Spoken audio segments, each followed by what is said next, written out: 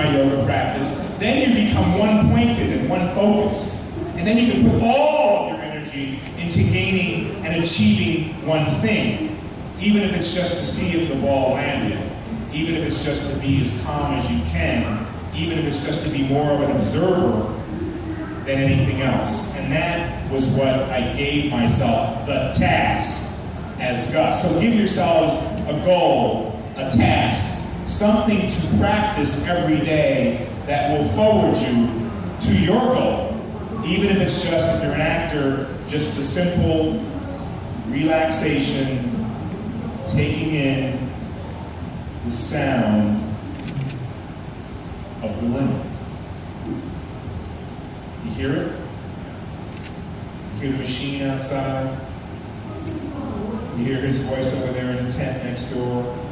It's the practice of mindfulness.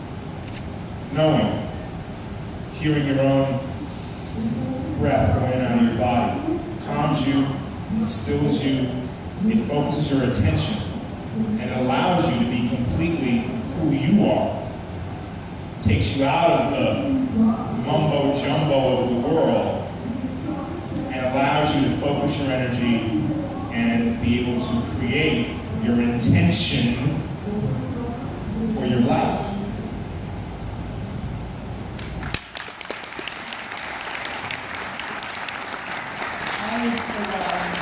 Depends on what you want. Yeah, I think people think, where's your bodyguard? You don't have one. Where's your Mercedes 350 XLR? Oh, you don't have one. Where is the million dollar stash that you made in your career? Oh, you don't have that either. But what do you have in the end? What do you have? You have your intention. You have your artistry. See, what I realize now, and I should share with you, I'm very, very honored. I'm being honored with a star on the Hollywood Walk of Fame. So, if you get to Hollywood, you can see my little name on a star. But many people think I've been doing this for 48 years since I was 7 years old, and I fell in love. That's what you have to do. Whether you're an actor, an artist, a business person, doesn't matter what the action is, and that was, also indicative of Gus. It didn't matter to Gus what the product was. His integrity was that the product had to be good. He had the highest intention for the product. It didn't matter if it was chicken, or if it was meth, or what it was. He was a businessman who had an intention for his business and for his family. And that's what made Gus different. It's the same for us in life. Pick something that you love to do, you never work a day in your life. Have the utmost integrity about what you're making and putting into the world, and the world will serve you up. The universe hears that, feels it, senses it. Your integrity, your intention is correct, and it will grow you. And all of a sudden, you have a career, a life, and ultimately, all abundance that you need. Such a beautiful thought, It's reminding me of being in the moment you're talking about just now, and I am enjoying every moment of this. And very much when we were talking about being mindful, I almost felt like I was in a meditative state there. I hope you all enjoyed that in the same way. So I'm going to be mindful myself, not to be selfish, and have this entire interview just between you and I. And I'd like to put some questions out to the audience. Oh, straight away we've got hands coming up. So we have our beautiful assistants in the not so obvious pink shirts. Okay, well actually, you were first at the very back, sir.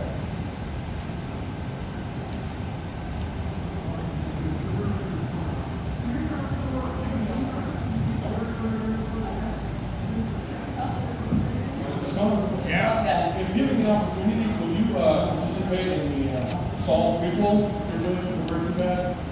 I'm so torn about it. On one hand, it's like Mr. Spike Lee asked me to come back and do Bugging Out in another movie that he was doing, and what he may have called a sequel. I said no. He said, Giancarlo, come on, man.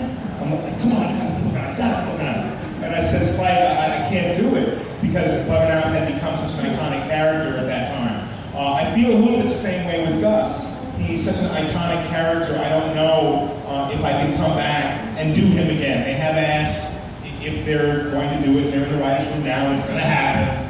Would I think about making an appearance? And of course I have to think about it. it depends on how the show is and what they write. So it's in my consciousness, and I am considering it. Thank you. Good question.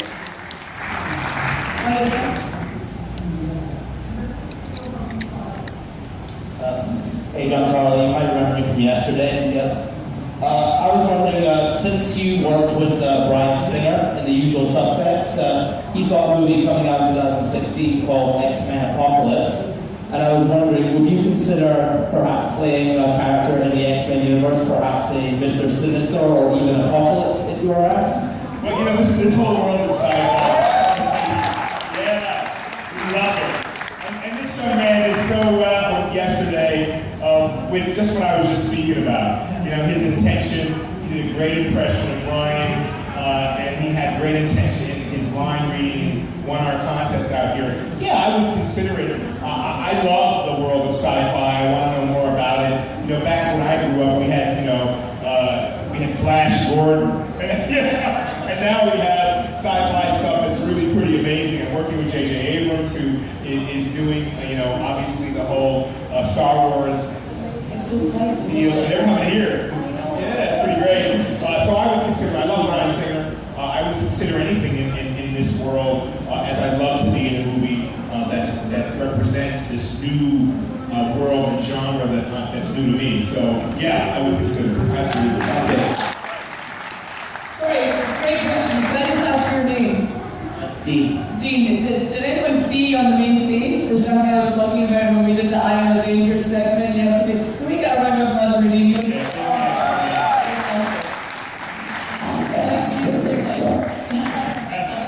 That's intense right there. We'll take one more from the front, then we'll go to the back. Hello, sir. Welcome to the Middle East. Hi. Thank you for being here. I have a simple question. With the ending of Breaking Bad, if you had the choice to change anything, how would you make the ending of Breaking Bad be? I have to tell you, I watched the last episode of Breaking Bad at the Hollywood Cemetery with the whole cast, and I wouldn't change a thing.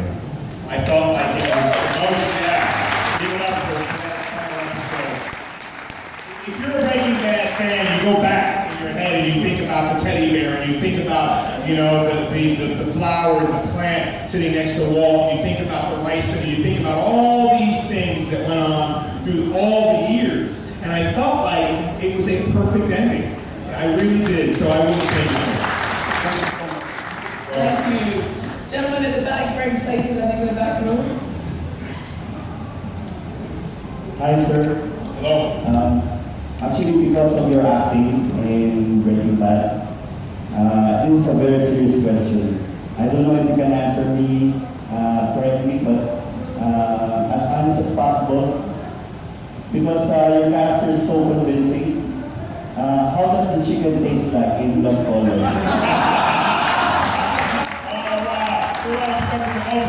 Serious question.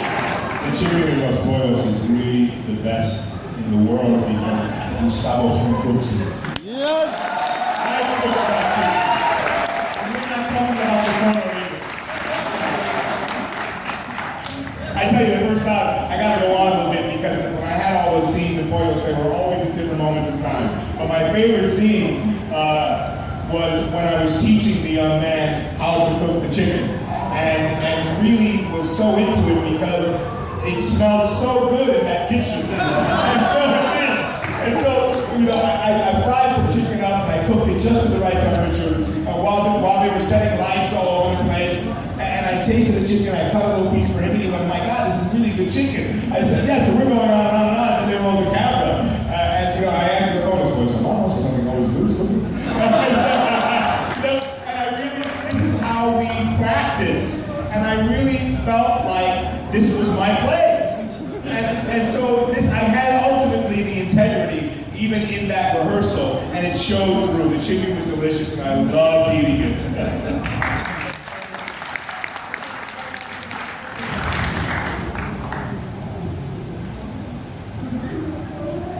Hi, I'm Francisco from Mexico. I just wanted to ask you, do you think, well, in Mexico we have a very controversial version of what is a drug dealer.